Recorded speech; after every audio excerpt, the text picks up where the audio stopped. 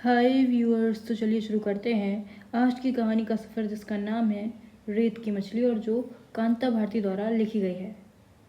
बैठते न बैठते। मैंने उनसे कह दिया कि मैं शोभन को तोरू सौंपने आई हूँ।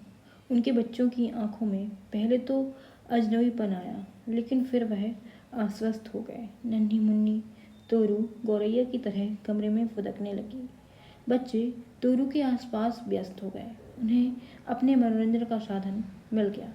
मेरे मन में हल्का संकोच भर आया कि आते समय मैं इन बच्चों के लिए कुछ नहीं लाई। मन में अनमनी हो आई। मैंने महसूस किया कि जीजी और शशिकांत जी भी अनमने हो उठे हैं। मेरे मन में भी संकोच आया कि शायद मुझे इस तरह आना नहीं चाहिए था, लेकिन अब वापसी भी संभव नहीं थी। जो कुछ भी हो, अब स्थिति का सामना करना ही होगा। थोड़ी देर बाद ही गहन गंभीर वातावरण को सहजता की तरफ लौटाते हुए शशिकांत जी बोले, कुंतल बहन, अब आप नहा धो लीजिए, खाना खाकर आराम कीजिए। सफ़र से थक गई होंगी, फिर निश्चिंत होकर बात करेंगे। जो भी समस्या है धीरज से निपटाएंगे। ईश्वर सब ठीक ही करेगा। उनके शब्दों में मुझे आश्वासन महसूस हुआ। किसी सीमा तक मन का तनाव भी सहज हो गया। जीजी ने बाथरूम तक पहुंचा दिया और खुद नौकर को खाना तैयार करने के लिए कहने चली गई।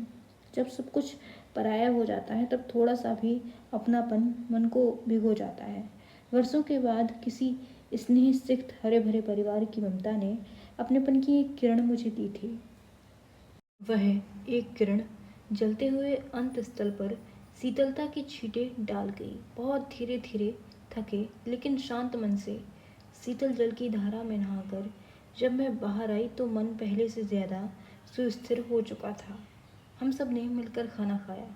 बरसों बाद पहली बार उस स्नेह भरे खाने में एक तृप्ति थी। हाँ, मन की उदासी बीच बीच में घिर घिर आती थी।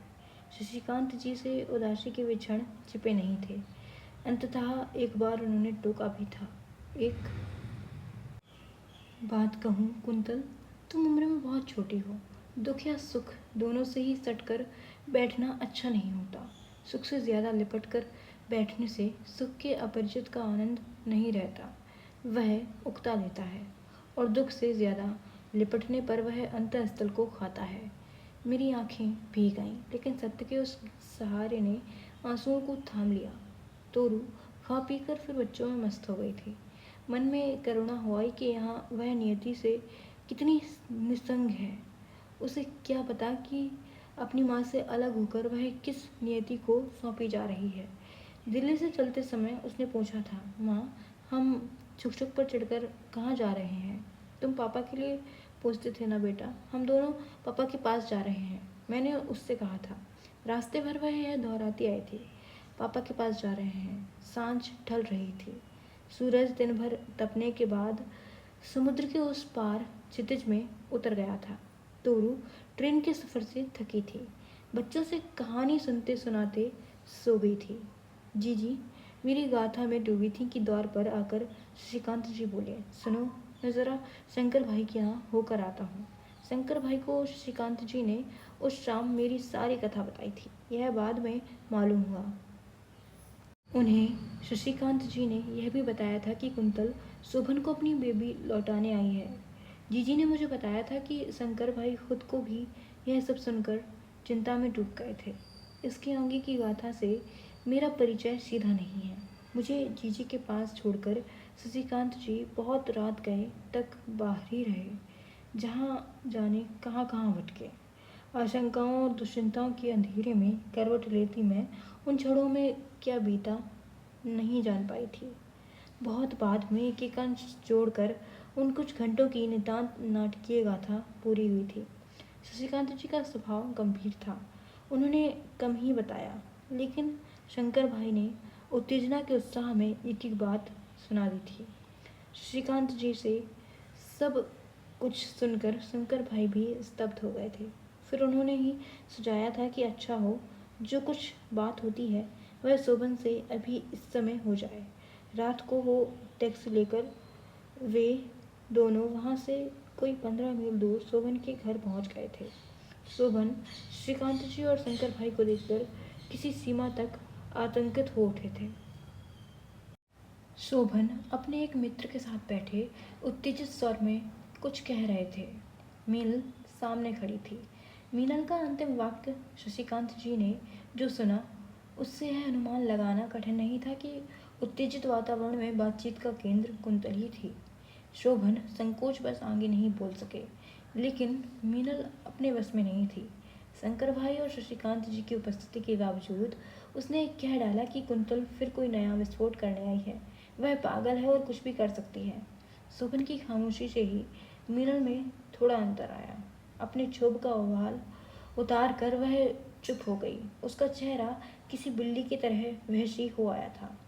थोड़ी देर की खामोशी के बाद शशिकांत जी ने कहा कि अगर शोभन अपने आप को संयत रखे तो वे कुछ कहना चाहेंगे। शोभन ने विनम्र होकर उनकी बात सुनी थी। शशिकांत जी ने बहुत धीरे धीरे कह डाला था कि मैं किस तरह अकेली बम्बई पहुंची थी बेबी को सौंपने। बात बहुत संयत ढंग से कही गई थी, लेकिन शोभन और मीनल एक साथ उत्तेजित हो उठे थे।